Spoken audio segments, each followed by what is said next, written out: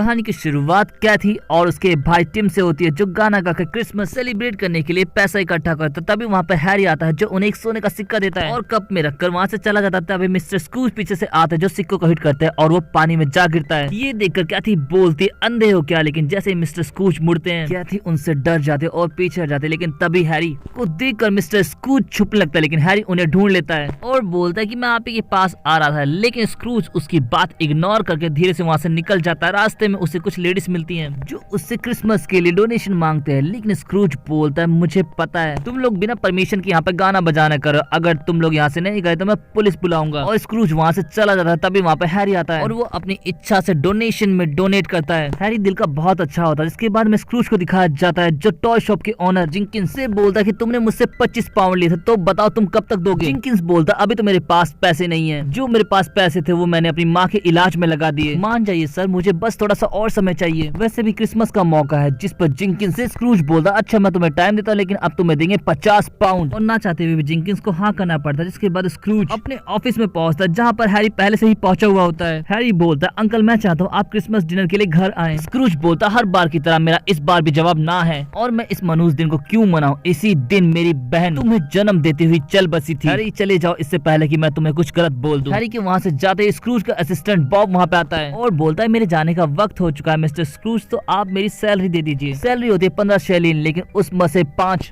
Ink गिराने के लिए और क्रिसमस की छुट्टी का काट लेता है। बॉब बोलता है स्क्रूज सर ये तो बहुत ही कम है, मेरी फैमिली है और मेरी बेटी के लिए मुझे दवा लेनी है। स्क्रूज बॉब को बाहर छोड़ते हुए बोलता है कल सुबह 7 बजे आ जाना। तभी बॉब को अपने दोनों बच्चे दिखाई देते हैं। बॉब तुरंत उनके पास जाता है। तभी बातों के बीच में टिम की तबीयत खराब होने लगती है। बॉब तुरंत अपने बेटे को उठाता है घर की तरफ निकल जाता है। ये सब स्क्रूज भी देख रहा होता है, पर तभी स्क्रूज की नजर कपल्स पे पड़ती है और वो उन्हें भगा देता है और जाकर मस्त आग सेकने लगता है। लेकिन तभी हर जगह बर्फ ही बर्फ अचानक से जमने लगती है और उस बर्फ में से निकलता है उसका पार्टनर जैकब मार्ली जो चैन से बंधा हुआ होता है। यहाँ पर जैकब मार्ली बोलता है स्क्रूज ये चैन हमारे लालच से बनी है और दिन प्रतिदिन तुम्हारी भी चैनें बड़ी होती जा रही हैं। अभी भी वक्त है सुधर जाओ। आज रात मैं तुम्हारे पास 3 मेहमान भेजूंगा, उनसे तुम्हें सबक सीखना होगा और मेरी ये चेतावनी याद रखना। जिसके बाद जैकब मार्ली वहाँ से चला जाता है और स्क्रूज ऊपर से नीचे गिरने लगता है। लेकिन तभी स्क्रूज की आंखें खुल जाती हैं। स्क्रूज को लगता है कि वो सब सपना है, लेकिन स्क्रूज फिर भी डरा हुआ होता है। लेकिन तभी एक बच जाता है और दीवार चीरकर पहला मेहमान आ जाता है, जिसे देखकर स्क्रूज डर जाता है। यहाँ पर वो बताती है कि मुझे जैकब मार्ली ने भेजा ताकि तुम्हें दूसरा मौका मिल सके। पर स्क्रूज को ये सब सपना लग रहा होता है तो कैंडल उसे जोरदार थप्पड़ मारती है और पोर्टल खोलकर बोलती है कि अब वक्त है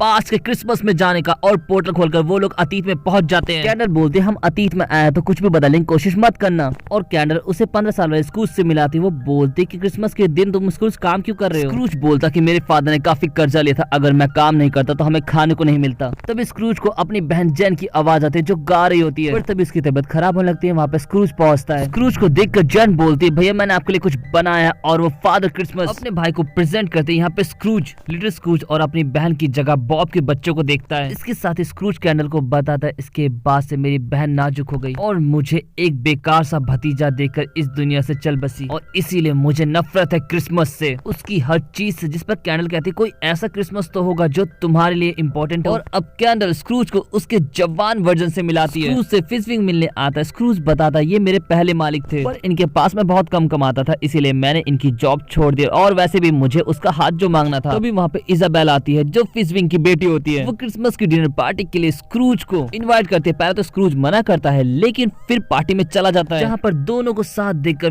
फिशविंग उन दोनों की एंगेजमेंट करवा देते हैं। स्क्रूज बोलता अगर इजाबेल नहीं होती तो मैं अपनी बहन के गम से बाहर ही निकल पाता। लेकिन एक दिन इजाबेल जब मुझसे मिलने आई तो मैं शॉप पे नहीं था, लेकिन उसने मुझे जैकब मार्ली के साथ तब देखा जब मैं मिस्टर क्रैचेट के पास पैसे वसूलने के गया था। लेकिन जब उन्होंने पैसे नहीं दिया तो मैंने उनकी दुकान ही हड़प ली जैकब मार्ली के साथ। यहाँ पर स्क्रूज को पता चलता है कि बॉब क्रैचेट का बेटा है। स्क्रूज बोलता है लेकिन मुझे ये चीज याद क्यों नहीं है। जिस पर कैंडल बोलते हैं तुम्हें बस वो चीज याद रहती है जिसमें तुम्हारी जेब गर्म हो रही हो। चलो स्क्रूज अब देखा जाए कि तुम्हारी शादी इजाबेल से क्यों नहीं। इजाबेल काम करते हुए स्क्रूज के पास आते और बात करने के लिए बोलते हैं, लेकिन स्क्रूज के पास वक्त नहीं होता। इजाबेल अपनी शादी की अंगूठी रख के चली जाती है। यहाँ पर कैंडल स्क्रूज को इजाबेल के बच्चे और पति को दिखाते हुए बोलते स्क्रूज उसकी जगह तुम हो सकते थे और वो बच्चे तुम्हारे हो सकते थे। स्क्रूज बोलता जब मैं पैसा जमा कर लेता तो मुझसे शादी भी कर लेता। कैंडल बोलते तुम पूछ रही हो? बता रहे कैंडल बोती में जाने का वक्त आ चुका है और उम्मीद करती हूँ कि तुमने अपने अतीत से कुछ सीखा होगा। जिसके बाद स्क्रूज दूसरे मेहमान के पास पहुँच जाता है। वो बताता है कि मैं हूँ प्रेजेंट और मैं तुम्हें आज की चीजें दिखाने वाला हूँ। मैं वर्तमान में कहीं भी जा सकता हूँ लेकिन तुम इतने बुरे हो कि पूछो मत। अभी भी वक्त है, सुधर जाओ स्क्रूज। जिसके बाद स्क्रूज हैरी की क्रिसमस पार्टी पे ले जाता है जहाँ पर हैरी बोलता कि आओ मिलकर दुआ करें मेरे अंकल स्क्रूज के लिए। ये सुनकर सभी का मुंह उतर जाता है। यहाँ पर हैरी बोलता है मेरे फैमिली के नाम पर बस अंकल स्क्रूज ही बचे हैं। पापा कहते थे अंकल स्क्रूज मेरी माँ से बहुत प्यार करते थे और वो मुझे भी बहुत प्यार करते हैं लेकिन कभी बता नहीं पाते हैं, तो चलो उनके लिए भी मिलकर दुआ करें। तभी प्रेजेंट स्क्रूज को बॉब के घर लेके जाता है। बॉब कप उठाता और अपने बच्चों से बोलता है चलो दुआ करें उसके लिए जिसकी वजह से हम क्रिसमस मना पा रहे हैं। स्क्रूज का नाम सुनते ही बॉब की बीवी भड़क जाती है और बोलती है बॉब क्या तुम हमारा क्रिसमस बर्बाद करना चाहते हो और ये सब तुम्हारी मेहनत की कमाई की वजह से आया है ना कि स्क्रूज की दरिया दिली की। बॉब बोलता पर पैसे तो उन्होंने ही तो दिए हैं। बॉब की बीवी बोलती है बस तुम्हारे लिए बॉब हम उस स्क्रूज की भी सेहत की दुआ करते हैं। इसके बाद बॉब बोलता है टिम और सिंपैथी हमें इस प्यारे अवसर पर एक जबरदस्त गाना सुनाएंगे। टिम गाना शुरू करता है। इसी बीच टिम की तबीयत खराब हो जाती है। स्क्रूज ये सब देखकर रोने लगता है लेकिन तब स्क्रूज के सामने वो सभी चीजें आने लगती है जो उसने बॉब और उसके फादर के साथ की होती है। रोते हुए पूछता है बॉब के बेटे टिम का क्या होगा, जिस पर प्रेजेंट बोलता है कि ये मैं नहीं बता सकता लेकिन तुम प्रेजेंट से सीख जरूर सकते हो। अभी भी वक्त है स्क्रूज। लेकिन तभी प्रेजेंट का टाइम पूरा हो जाता है और प्रेजेंट के जाते ही वहाँ पर फ्यूचर आता है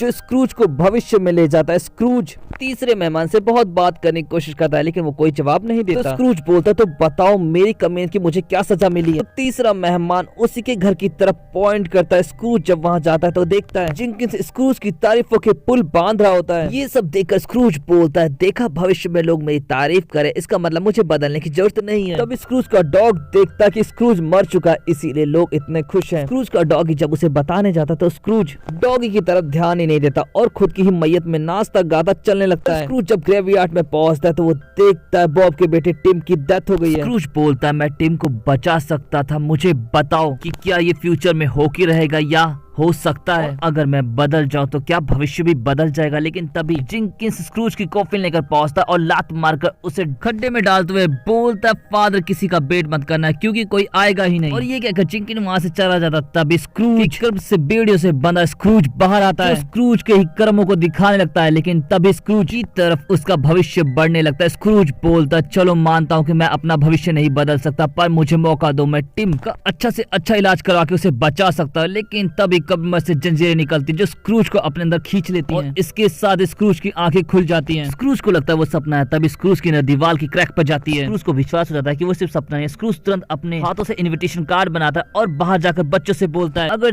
तुम मेरे इनविटेशन कार्ड बांटने में और मेरे घर को सजाने में मदद करोगे तो मैं तुम्हें अच्छी रकम दूंगा। बच्चे राजी हो जाते हैं पर बच्चों के लीडर बोलते हमने कार्ड तो दे दिया पर कोई विश्वास नहीं कि कोई आएगा भी। स्क्रूज बच्चों को पैसे देते हुए बोलता कम से कम तुम तो पार्टी में आओगे ना। पर जब पार्टी का टाइम होता तो स्क्रूज के इनवाइट किए सभी लोग वहाँ पर आते हैं। स्क्रूज उनका बहुत अच्छे से वेलकम करता है। यहाँ पर स्क्रूज गिफ्ट के तौर पर जिनकिंस का पैसा माफ कर देता और डोनेशन लेडीज को 100 सोने के सिक्के देते हुए बोलता अब ये तुम्हें हर साल मिलेंगे। इसके बाद हमें हैरी को दिखाया जाता है। हैरी जब अपना तोहफा खोलता है तो उसके अंदर स्क्रूज की बहन जेन का बनाया हुआ फादर क्रिसमस टॉय होता है जिससे स्क्रूज देते हुए बोलता है मुझे माफ कर दो हैरी, मैंने तुम्हारे साथ बहुत बुरा किया और एक भी क्रिसमस तुम्हारे साथ नहीं मनाया। मैं अपनी बहन की मौत की वजह तुम्हें मानता था लेकिन अब ऐसा नहीं है। जिसके बाद बारी आती है बॉब की। बॉब जब अपना बॉक्स खोलता है तो उसके अंदर पार्टनरशिप का कॉन्ट्रैक्ट होता है। यहाँ पे स्क्रूज बोलता है मैं चाहता हूँ कि तुम मेरे साथ मिलकर काम करो और एक एम्प्लॉय की तरह नहीं बल्कि एक दोस्त की तरह अगर तुम चाहो तो। बॉब बहुत खुशी के साथ पार्टनरशिप के लिए तैयार हो जाता है जिससे टिम की भी किस्मत बदल जाती है। जिसके बाद सभी क्रिसमस पर सभी के लिए प्रेयर करते हैं और ये मूवी हैप्पी एंडिंग के साथ यहीं खत्म हो जाती है।